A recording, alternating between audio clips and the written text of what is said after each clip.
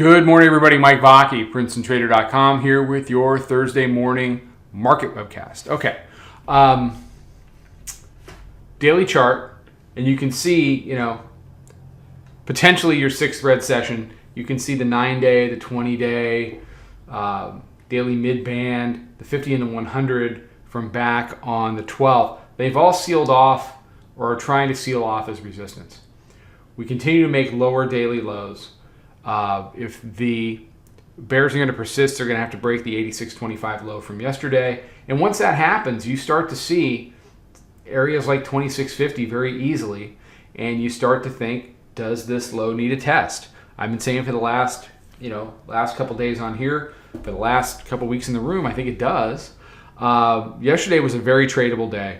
A lot of that crazy volatility that we saw, the whippiness of the last of Monday and Tuesday kind of died away. There was a little bit of it off the open, but once that 46 sealed off in the morning, it yielded just a bunch of really nice trades for us. Short 46, short 42, short 09 quarter. We even got long 03, which was nice, and we're currently short 1775. We have been since yesterday.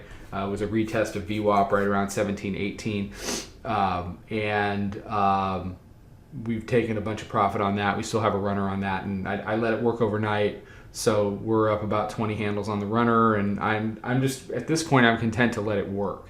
The hourly mid-band yesterday really came into play, and I'll be interested to see what we do off of the open. I expect it to be a little whippy, little choppy off the open today, but once the open kind of works itself out, we'll see what it wants to do. Could this thing potentially bounce? Sure.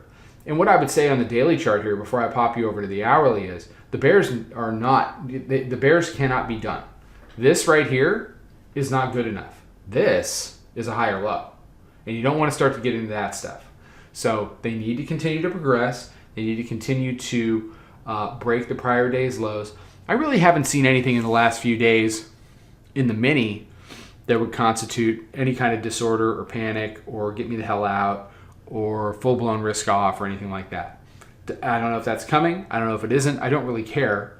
I care about the next 5 to 10 handles in front of me, which is why, which is one of the reasons why whatever's happening out there, we tend to be, consistently successful, because we're not trying to put big picture thesis about this, that, or the other thing and trying to jam that square peg into the round hole of our next trade. Okay. And that's, when you try to bring economic philosophy or some type of 50,000 foot, 100,000 foot big picture analysis into trying to trade from day to day, it tends to, it'll work sometimes, but usually not without a ton of heat and not without your share of being wrong. We do it differently. We focus on the next 5 or 10 handles in front of us, and as long as we're on the right side of the freeway, we should be green and not red. Hourly chart. So you can see the hourly mid-band. It's sloppy. When I printed this out last night, it was there.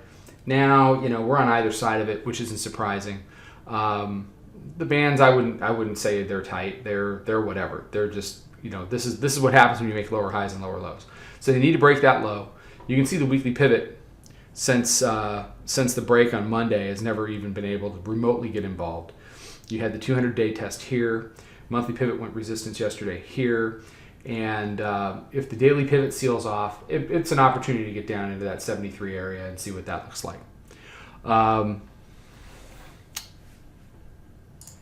right, that's all I got. Everybody have a fantastic day. We will be out with some stuff on social. Check all that out. Until then, take care. Trade them well. Follow us over on Twitter, Instagram, and Snapchat at Princeton Trader. Check us out on Facebook and join us for a free trial at www.princetontrader.com. Trade them well.